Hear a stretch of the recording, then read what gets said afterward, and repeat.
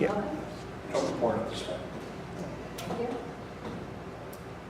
We will now move on to the miscellaneous portion of the agenda.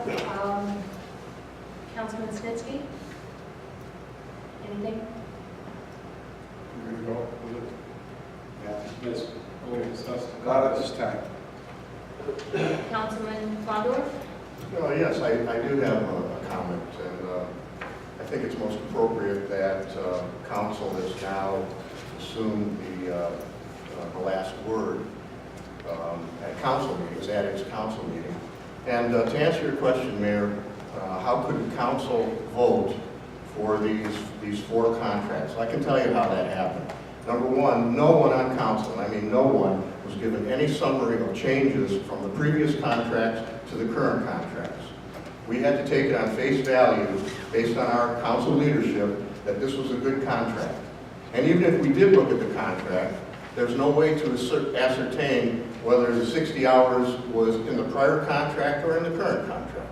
There's no way to tell that, Rick. There's no way to tell it. You have to go back and compare both contracts to see what's been added and what's been deleted or changed.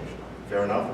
So, council unanimously voted based on the recommendation of its council leadership and finance chairman.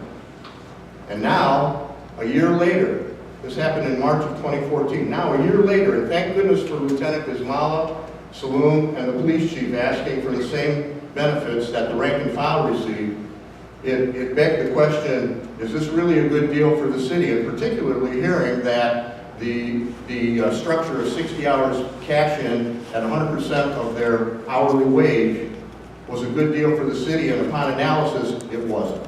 It turns out it wasn't. So that's how that happened, Mayor. Thank you. Thank you. Councilman Breyer? Oh, yes, one comment. I've been reading